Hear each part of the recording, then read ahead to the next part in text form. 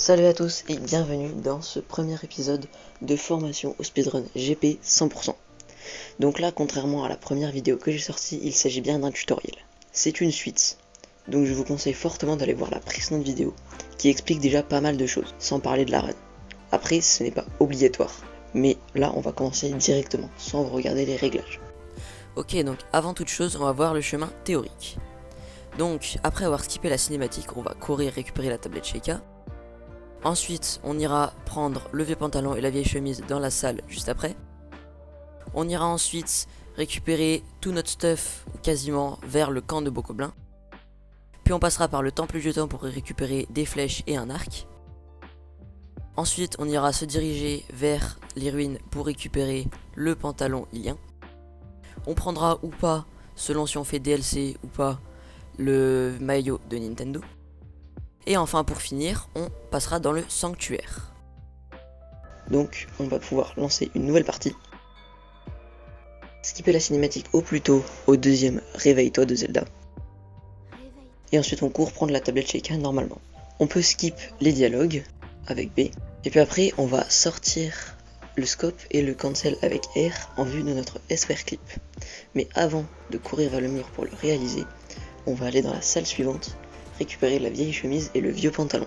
Une fois qu'on les a récupérés, on peut revenir sur nos pas, venir dans cet angle là pour réaliser le SPR clip. Donc petit rappel, même si je considère que vous le maîtrisez, c'est l'angle de vue doit être comme ceci, donc les deux croix dans l'angle de vue de Link, et l'orientation de Link par-dessus cette croix là. Ensuite on spam, on modifie légèrement la position de Link pour trouver pile poil le bon angle. Ensuite, une fois qu'on est en out of bounds, on revient et on monte dans ce renfoncement. Et donc on court, on fait du whistle sprinting jusqu'à avoir notre endurance remontée. Là on enchaîne de 2 sauts, du whistle sprinting jusqu'à remonter notre endurance. Puis on refait 2 ou 3 sauts selon là où on est notre endurance et là où on en est dans la pente. Ensuite, on monte simplement ici. Et là pour ressortir de l'out of bounds, on vient s'accroupir, se positionner juste à droite de cette tache noire, puis se relever. Et donc on va sortir de notre out of bounds. Ensuite, on va courir jusqu'au camp de Bokoblin, tout en évitant la neige car, je le rappelle, Link est plus lent dans la neige. On va venir donc courir, ensuite quand on a plein d'endurance, faire le whistle sprinting, puis courir quand on a rechargé notre endurance. Et quand on en arrive à ce stade-là, on fait du whistle sprinting, peu importe où on est notre jauge. On va récupérer donc le couvercle de marmite, puis les pieux, donc la classique. Et là après on va retourner la caméra. Et donc on va essayer de récupérer le plus de bouffe possible. Ce sera pour nous redonner de la vie. Donc voilà, donc on prend les 5 champis, les 6 piments et le steak. Moins si vous êtes expérimenté, mais pour le début c'est plus simple.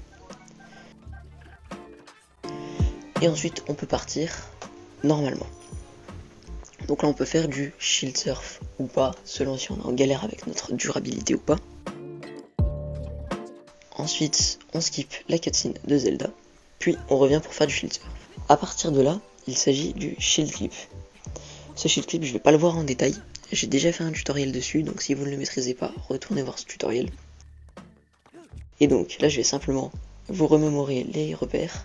Donc on monte ici, on active notre Q sur cette pente. Et ensuite, on vient monter ici, on s'oriente de cette façon, et on fait notre shield clip.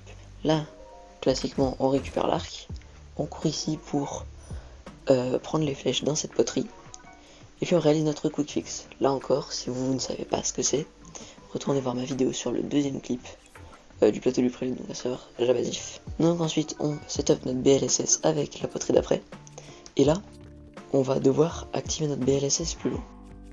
Si jamais vous avez été très rapide, le Bokoblin vous a entendu et est en train de rentrer dans la porte.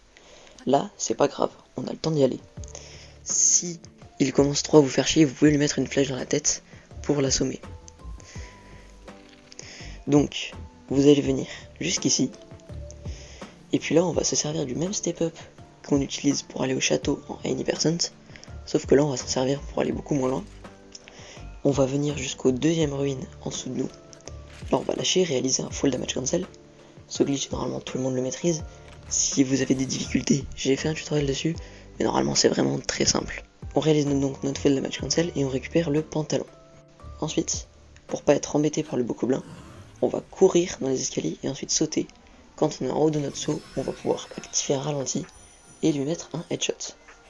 Ensuite, on enchaîne de 2 coups d'épieu et le bokoblin va mourir.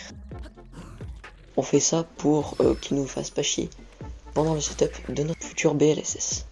Donc ensuite on se dirige vers ces 2 tonneaux et on setup notre BLSS. Alors là, faites attention, déjà si vous ratez dans le setup de votre BLSS, le tonneau peut vous tomber dessus et vous faire perdre de la vie. Donc soyez prudents. Donc voilà, on prend notre BLSS, on vient se diriger ici. Là on vise, on maintient B et on avance dessus. Et donc ensuite on va pouvoir faire du droite-gauche pour se remettre dans la bonne direction et rejoindre le premier shrine. Attention, avec le tonneau, les directions ne sont pas forcément faciles à gérer. C'est une question d'habitude, après vous allez y arriver. Mais au début c'est un petit peu perturbant, soyez prudents. À l'atterrissage de notre BLSS avec le tonneau, faites attention à bien sauter avant, car ça va vous permettre de, quand vous allez vouloir réaliser votre full damage cancel, lâchez le tonneau avant pour que celui-ci s'écrase à un tel endroit et vous que vous atterrissiez juste un tout petit peu plus loin, pour ne pas vous le prendre dans la tête. Quand on est arrivé ici, je vais aborder la question DLC, no DLC, puisque en fait la seule subtilité de la catégorie DLC, c'est qu'on doit récupérer le maillot switch qui se trouve dans ce coffre là. Donc une fois qu'on a réalisé notre full damage cancel, on va chercher ou pas le maillot switch, selon si on a un DLC ou no DLC. Puis on se dirige pour le shield clip du premier sanctuaire. Ce shield clip, si vous ne le connaissez pas, toujours pareil, retournez voir ma vidéo à ce sujet là. Donc les repères principaux sont, on se place comme ça, on regarde sur notre minimap l'angle de vue avec le point jaune. Puis pour le second shield clip, quelques pas sur la gauche, quelques pas à l'avant, et instant shield jump.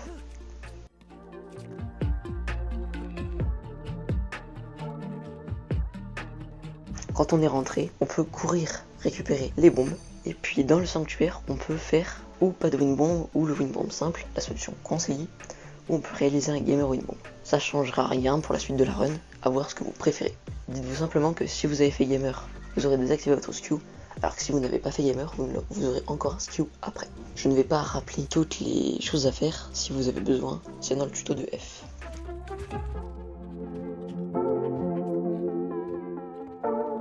Et donc ensuite on va pouvoir examiner la fin du sanctuaire.